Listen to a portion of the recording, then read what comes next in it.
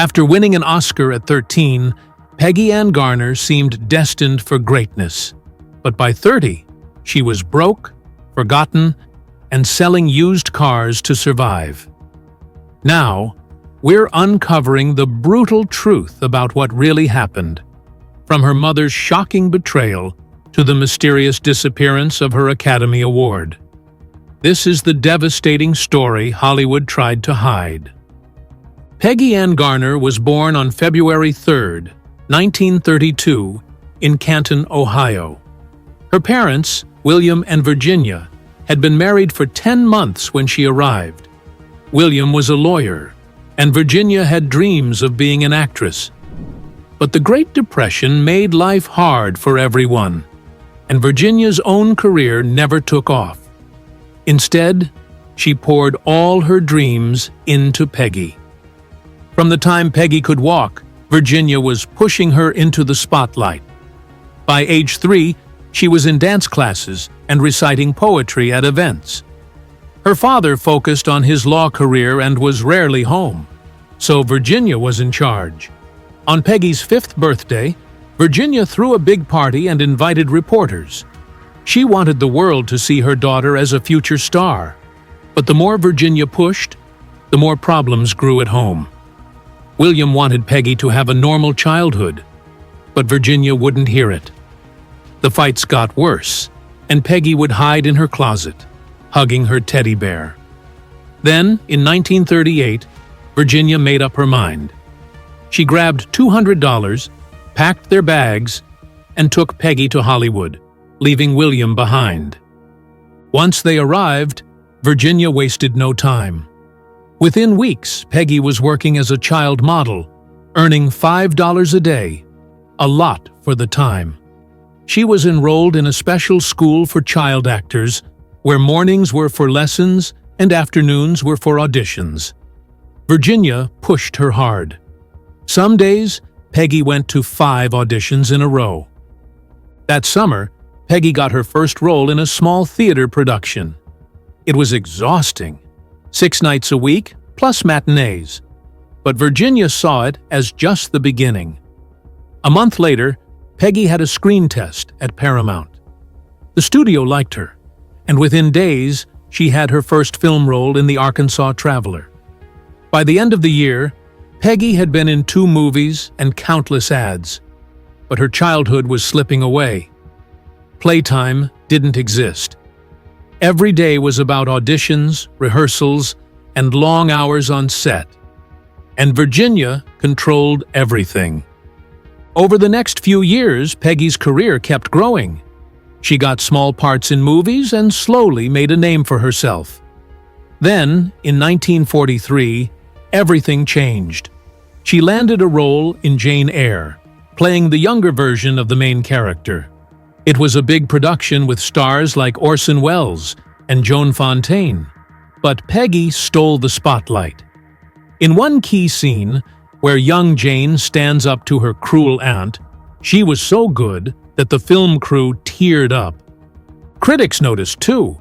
The New York Times called her performance one of the best by a child actor.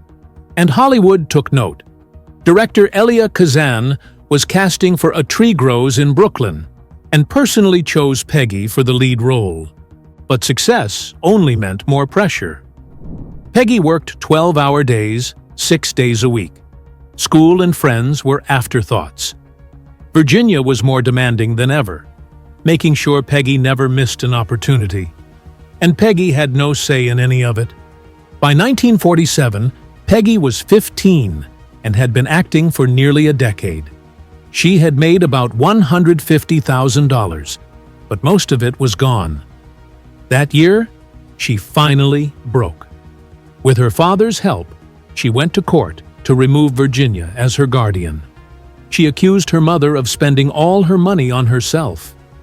Even worse, she revealed that Virginia had been giving her sleeping pills since she was 9, just to keep her on schedule. The trial became a sensation. The courtroom was packed as Peggy described the years of control, manipulation, and exhaustion. Virginia denied everything, claiming she had only done what was best for Peggy. She even brought in character witnesses to defend her.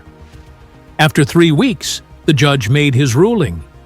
Virginia was removed as Peggy's guardian, and William took over. Hollywood was shocked. Some saw Peggy as brave, fighting for her freedom. Others thought she was ungrateful. Either way, the damage was done. Peggy Ann Garner was just 13 when she played Francie Nolan in A Tree Grows in Brooklyn, and that role changed everything for her. The film premiered on February 28, 1945, and her performance stood out immediately. Unlike most child actors at the time, she wasn't just reciting lines, she made the character feel real. Director Elia Kazan took a risk by letting her improvise in some scenes, which led to some of the most emotional moments in the movie. One of them was when Francie learns her father has died. Garner insisted on doing the entire scene in one take, a full 7 minutes of raw emotion. By the time she finished, the entire crew was in tears. The film was a hit, making over $14 million, about $215 million today. Critics praised her performance, with the New York Times calling it more than just acting. It was as if she was Francie Nolan. The role made her famous almost overnight, and she started receiving thousands of fan letters every week. A year later, on March 7, 1946, she won the Academy Juvenile Award at just 14. It was a huge moment, especially since she beat Elizabeth Taylor, who had been the favorite to win for National Velvet. Right before going on stage, her dress zipper broke, and legendary costume designer Edith Head had to sew her into it at the last minute. When she finally accepted the award, she kept her speech short and simple. "I guess I'm just the luckiest girl in the world. Thank you." That moment changed everything. Her salary jumped from $750 a week to $3,500, making her one of the highest-paid child actors of the time. But more than that, it sparked a debate in Hollywood about how child actors should perform. Some saw her natural style as the future of acting. She didn't slow down. That same year, she starred in Junior Miss, a comedy where she played the mischievous Judy Graves. The film was a hit, running for 12 weeks at the famous Roxy Theater in New York and earning $3.7 million, about $57 million today. Even Charlie Chaplin was impressed, saying she had the kind of comedic timing that couldn't be taught. Just 2 months later, she took on a more serious role in Nob Hill, playing an Irish orphan in San Francisco. The movie had a huge budget, and critics loved her performance. Variety even wrote that she could express more with a single glance than most adult actors could with an entire page of dialogue. That back-to-back success landed her on the cover of Life magazine in September 1945 with the headline, "Hollywood's New Wonder Child." On her 14th birthday, February 3, 1946, she signed a massive contract with 20th Century Fox worth $1 million, about $14.2 million today. Studio head Darryl F. Zanuck personally handled the deal, calling her the face of resilient youth in post-war cinema. But the contract came with high expectations. She had to star in at least 4 movies a year, constantly do press events, and even put her name on a line of girls' clothing and accessories.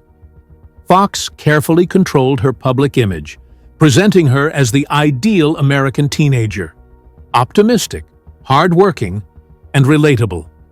Her movies reflected that image too.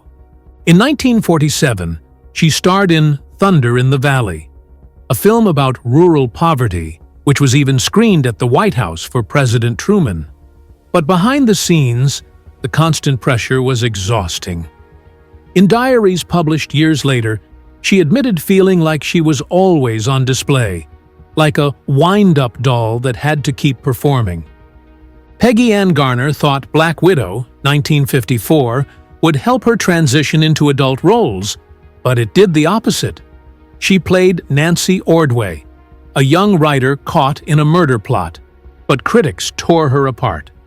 The New York Times called her performance artificial, and Variety said she was stiff and unconvincing. The movie barely made a profit, and soon after, 20th Century Fox dropped her. Just a few years earlier, she had won an Academy Juvenile Award for A Tree Grows in Brooklyn, 1945. Now, Hollywood had no use for her. In a 1975 interview, she admitted it felt like she'd been thrown away. After Black Widow, finding work became harder. In 1955, she was considered for the lead in Bus Stop after doing well in a stage version in Chicago. The audience loved her, but when it came time to cast the film, the studio decided she wasn't the right fit. They thought she was too wholesome.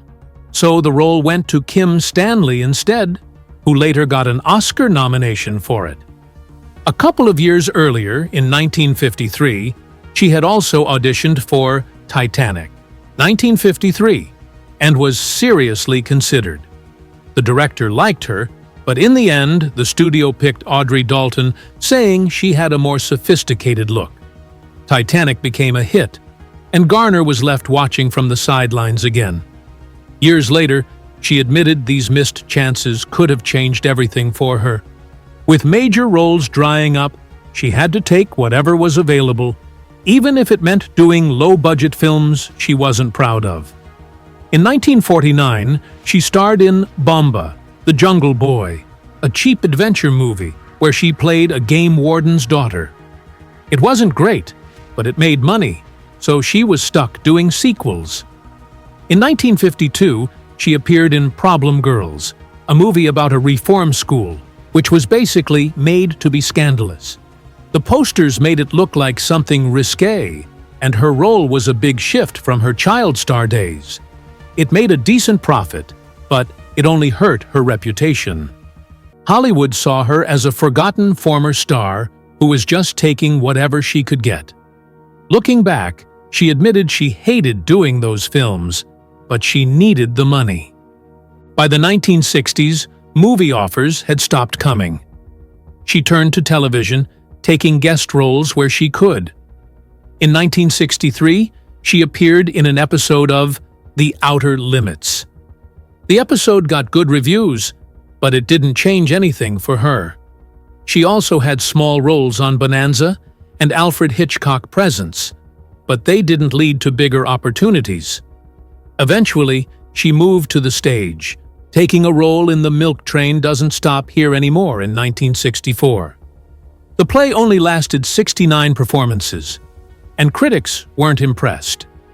By the 1980s, she looked back on this time and admitted she felt stuck. She was barely in her 30s, but she felt like her career was already over.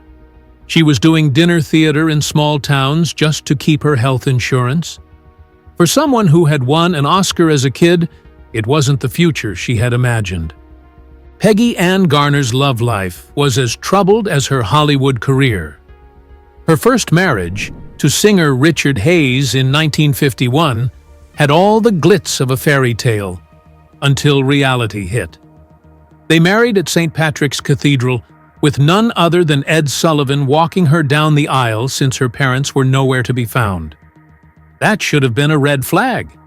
Her mother, Virginia Garner, was infamous for bad decisions, burning through Peggy's childhood earnings on flashy parties and shady men. By the time Peggy married, she was already struggling financially. At first, she and Hayes seemed happy, but they were young, busy, and heading in different directions. He was becoming a star in radio and TV, while Peggy's once promising career was fading fast. Unlike MGM, which carefully transitioned child actors like Elizabeth Taylor into adult roles, 20th Century Fox let Peggy slip through the cracks. By 1953, the strain was too much, and the marriage collapsed. Hayes later admitted, "We were just too young." For Peggy, it was more than just a breakup. it was the beginning of a downward spiral. Her second marriage, to actor Albert Salmi in 1956, was even worse. They met while touring for Bus Stop and were madly in love, or at least, that's how it seemed. The truth was much darker. Salmi had a violent temper and a drinking problem, and their relationship swung between fiery passion and brutal fights. They had a daughter, Catherine Ann Salmi, in 1957, but the marriage was already falling apart. By 1963, they divorced, and things only got worse from there. Salmi later went on to commit a shocking murder-suicide in 1990, killing his second wife before turning the gun on himself. Catherine, their daughter, suffered the most. After the divorce, she was caught between two unstable parents and never found solid ground. Peggy, now broke, worked as a real estate agent, scraping by on just $200 a month, around $2,000 today. Catherine bounced between homes, growing up in chaos. At 16, she got pregnant and gave the baby up for adoption, then married the father. But that didn't last either. Drugs, instability, and heartbreak followed her everywhere. By 1995, she was working as a diner waitress in Tulare, California, when she died at just 38 from heart failure linked to substance abuse. Peggy's third and final marriage, to real estate developer Kenyon Foster Brown in 1964, was a last attempt at stability. It didn't work. Brown had business troubles, Peggy was still carrying the weight of her past, and by 1968, they called it quits. By then, Peggy was practically forgotten in Hollywood, making less than $10,000 a year and even selling cars to make ends meet. She clung to the memory of her early success, especially her A Tree Grows in Brooklyn Academy Award, which she once kept by her bedside as a child. But even that vanished, like everything else in her life. Each of Peggy's marriages followed the same painful pattern: hope, disappointment, and loss. From the outside, she had once been a Hollywood success story. But behind the scenes, it was a different tale. One of broken dreams, bad luck, and heartbreak that never seemed to end. Peggy Ann Garner's life after Hollywood was nothing like the glamorous world she had once known. As a child star, she had won an Academy Juvenile Award for A Tree Grows in Brooklyn in 1946, and during filming, she earned a huge salary of $1,250 a week. But all that money didn't last. Her mother, Virginia Garner Swainston, spent it recklessly on lavish parties and military personnel during World War II. By the time Peggy was just 16, she was completely on her own. She had no money, no support, and was estranged from her mother, who kept getting arrested for check fraud. With her acting career fading, she had to find a way to survive.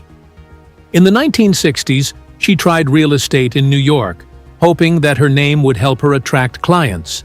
But the commissions were small, and it was hardly enough to live on. By the 1970s, she made an even more drastic move. She started working in fleet car sales, managing auto dealerships, a job completely dominated by men. It was a far cry from Hollywood, but she did what she had to do. People who worked with her noticed that she almost never talked about her time as a movie star. She was focused on getting by, not on the past. Even as she got older, she took whatever small acting jobs she could, appearing in low-budget TV roles like The Cat in 1977. She worked on and off until 1984, when she was diagnosed with terminal pancreatic cancer. One of the strangest mysteries of her life happened after she died. The Academy Award she had won as a child, her miniature Oscar, disappeared. Bob Hope had presented it to her on March 7, 1946, but after her death, no one knew what happened to it. She wasn't the only one this happened to. Other child stars like Judy Garland and Margaret O'Brien also had their Oscars stolen or lost over the years. But while Garland eventually got hers replaced, Peggy's never turned up. Some people believe she sold it privately in the 1970s when she was struggling financially, but there's no official record of that.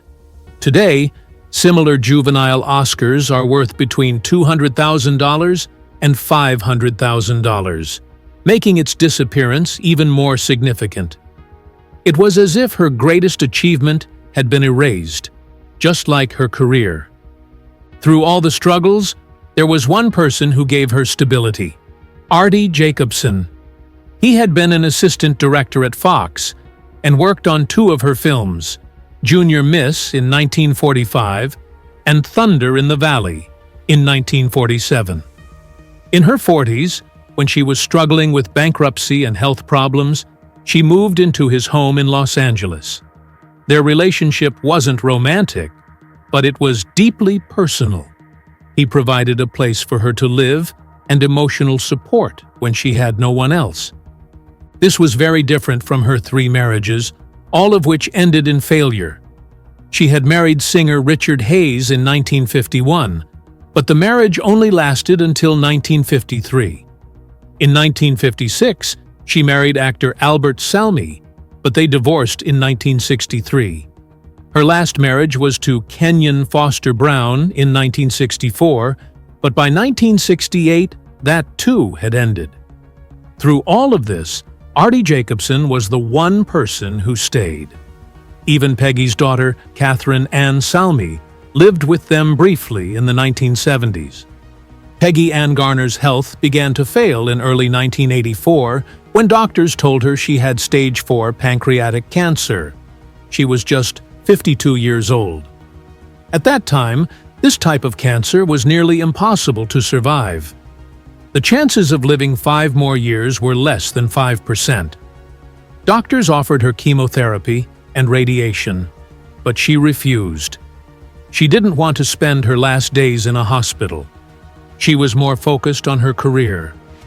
She had plans to perform in a UK stage revival of The Man, a play she had once starred in with Dorothy Gish back in 1950. She was also in talks for a role in a TV movie. When people worried about her health, she brushed it off. "The curtain doesn't wait for the sick," she said. By September 1984, her condition had worsened. While rehearsing in London on September 28th, she suddenly collapsed. The pain was unbearable. Her skin had turned yellow, a sign that the cancer had blocked her pancreas. Doctors told her to enter hospice care, but she refused. Instead, she flew back to Los Angeles on October 5th to be near her estranged mother, Virginia. Her final days were spent at the Motion Picture and Television Country House and Hospital in Woodland Hills. She drifted in and out of consciousness. Nurses said she kept asking for her long-lost juvenile Oscar, the special award she had won in 1946. It had been missing for years.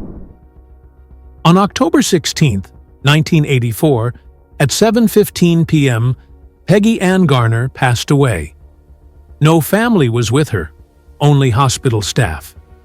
When doctors examined her body, they confirmed that the cancer had spread to her liver and lungs. Just weeks before she died, she had still been trying to work. She had traveled to London, determined to act in The Man. The play was about a young woman's mental breakdown, and in a tragic way, her own life was falling apart at the same time. She had kept her illness a secret from the producers. When people noticed she had lost a shocking amount of weight, dropping from 135 pounds to under 100, she blamed it on stress. But her body couldn't keep up. During a rehearsal on September 28th, she collapsed while speaking her lines. She vomited blood. The people around her said she looked like a ghost, almost unrecognizable. British tabloids reported the incident, but in the US, it was barely mentioned. Decades earlier, she had been a household name. Now, the press barely noticed. When she returned to Los Angeles, everything was kept quiet. No one knew how serious her condition was. Her only daughter, Catherine, didn't visit her. They had been estranged for years, and Catherine was struggling with alcoholism. On October 20th, 1984, a small funeral was held at Forest Lawn Memorial Park in Glendale. Fewer than 15 people showed up. Most of them were former child stars like Margaret O'Brien. The service lasted just 22 minutes. There were no speeches, no eulogies. When she was buried in the Freedom Mausoleum, plot 5463, her grave remained unmarked for years. It wasn't until 1992 that fans raised money to place a plaque. It read, "Francie Nolan Forever," a tribute to her most famous role in A Tree Grows in Brooklyn. Peggy Ann Garner's final resting place was in a cemetery filled with Hollywood legends like Errol Flynn and Clark Gable. But unlike them, her grave went unnoticed for years. No fans visited. For a long time, even the cemetery records got her name wrong, spelling it as Peggy Ann Garner. The cost of her burial hadn't even been paid at first. It wasn't until 1986 that it was finally settled. If it hadn't been, her remains would have been moved to a pauper's grave. In the 1990s, people slowly started to remember her again. In 1992, Entertainment Weekly wrote an article calling her the most tragic child star you've never heard of. This led to donations for her grave marker. In 2015, vintage film festivals started showing A Tree Grows in Brooklyn again, reminding people of her talent. But Hollywood itself didn't seem to care.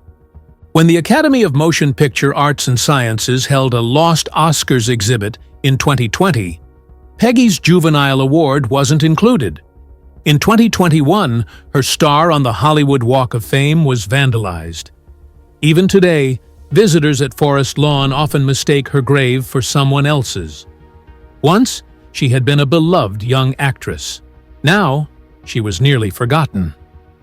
In 2010, the Library of Congress selected Tree Grows in Brooklyn for preservation in the National Film Registry, recognizing its cultural and historical importance. Critics like Leonard Maltin later called it perfect in every detail, praising its raw and honest depiction of tenement life. Interestingly, the film's journey to the screen was not easy. Censorship authorities initially rejected the script, especially the storyline about Sissy, a character accused of promoting bigamy and a false philosophy about marriage. Studio executives had to make changes to avoid legal trouble after Betty Smith's cousin, Sadie Grandner, sued for defamation. Today, some critics view Peggy's career through a feminist perspective. A Tree Grows in Brooklyn was ahead of its time, focusing on strong female characters. Francie's dream of becoming a writer challenged the idea that women's only role was in the home. Her mother, Katie, played by Dorothy McGuire, represented the exhausted working-class matriarch, a role rarely seen in 1940s Hollywood. But even with these powerful female characters, the industry was still unfair. McGuire was paid $50,000 for her role, much less than James Dunn, who played the father and won an Oscar. Peggy also fought for child actors' rights, long before movements like #MeToo. In 1955, she testified before Congress about the harsh conditions young actors faced.